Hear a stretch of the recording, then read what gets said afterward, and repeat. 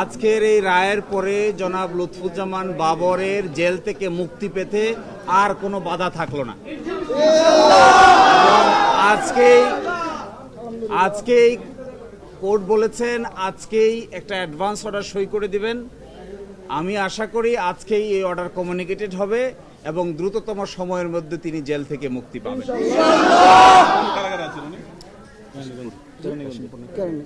তিনি কেরানীগঞ্জ কারাগারে আছেন। কেরানীগঞ্জ কারাগারে আদেশ যথানিয়মে পৌঁছার পর তার স্বজন এবং তার আত্মীয় স্বজন এবং গুণগ্রাহীরা যারা আছে, আমি আশা করব সকলেই শান্তভাবে আইন কানুন মেনে তাকে জেল থেকে বের করে যথাসম্মানে তাকে বাসায় পৌঁছে দিবেন। এবং এই মামলায় 14 জনের সাজা হয়েছিল। এই 14 জনের সাজার মধ্যে 5 জনকে আজকে বেকসুর খালাস দিয়েছেন, 5 জনের সাজা কমিয়ে দিয়েছেন, আর 4 জন মৃত্যুজনিত কারণে তাদের আপিল অ্যাবেট হয়ে গেছে, অর্থাৎ মৃত্যুজনিত কারণে নিষ্পত্তি হয়ে গেছে। এই 5 জনের ভিতরে এই 5 জন যাদের সাজা হয়েছে তার মধ্যে পরেশ বড়ুয়ার সাজা হয়েছে 14 বছর। এছাড়া বাকি যারা আছেন তাদের মধ্যে লিয়াকত, তার মধ্যে আকবর, লিয়াকত, হাফিজ এবং শাহাবুদ্দিন, এই 4 জনকে প্রত্যেককে 10 বছর করে সাজা দিয়েছেন। 10 বছর করে সাজা হলেও তারা দীর্ঘদিন থেকে জেলে আছে। বলেছেন ইতোমধ্যে যে সময়টুকু তারা খেটেছেন এটি তাদের জেল খাটার পরিপূর্ণ যে মেয়াদ আছে তার থেকে বাদ যাবে। এই জন্য তাদেরও মুক্তি পেতে কোনো বাধা থাকবে না। সবচেয়ে মূল কথা হলো দীর্ঘদিন জেল খেটেছেন জনাব লুৎফুজ্জামান বাবর। তিনি বাংলাদেশের সরকারের একসময় গুরুত্বপূর্ণ ব্যক্তি ছিলেন।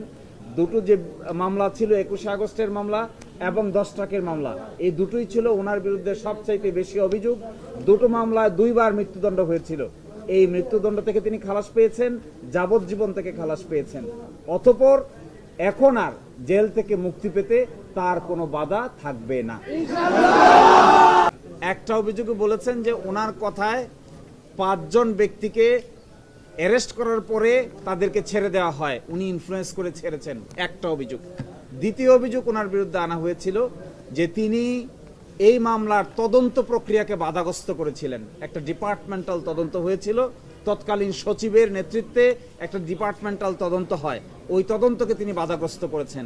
এই দুটোর ব্যাপারে এই আদালতের ফাইন্ডিং হলো যে 5 জনকে ওনার ইনফ্লুয়েন্সে ছেড়ে দেওয়া হয় বলেছিল, আমরা রেকর্ড থেকে দেখিয়েছি এই 5 জনই আসলে জেলে ছিল, কাউকেই আসলে ছাড়া হয় নাই।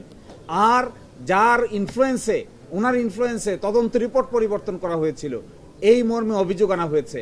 সাক্ষীরা এসে পরস্পর বিপরীতধর্মী বক্তব্য দিয়ে বলেছেন, একজন আরেকজনের বিরুদ্ধে বলেছেন যে তদন্ত যে রিপোর্ট সাবমিট করেছেন একজন জানেন আরেকজন জানেনই না, যারা নাকি কমিটির মেম্বার ছিলেন। ফলে এই কন্ট্রাডিক্টরি রিপোর্টগুলো তিনি আমলে নিয়েছেন, 5 জনকে জেলে নিয়েছেন। এই কথার কোনো সত্যতা খুঁজে পাওয়া যায় নাই, এই জন্যই তাকে সাজা দেওয়া হয়েছে। তিনি জেল থেকে বলেছেন যে তাকে এইভাবে রাজনৈতিকভাবে হেনস্থা করার প্রধান কারণ ছিল তিনি তৎকালীন মাননীয় প্রধানমন্ত্রী বেগম খালেদা জিয়ার বিশ্বস্ত একজন মন্ত্রী ছিলেন। তার আর্গুমেন্ট, তিনি আমাকে জেল থেকে বলেছেন যে সবকিছুর কেন্দ্রবিন্দু ছিল, তিনি খুব অ্যাক্টিভ মিনিস্টার ছিলেন, সব কাজের সঙ্গে জড়িত ছিলেন। এই জন্য তৎকালীন মাননীয় প্রধানমন্ত্রী তাকে অনেক বেশি কাছে কাজ করার ক্ষেত্রে রিলাই করতেন এবং নির্ভর করতেন। এই নির্ভরতার কারণেই তার জীবনে এই দুর্যোগ নেমে এসেছিল।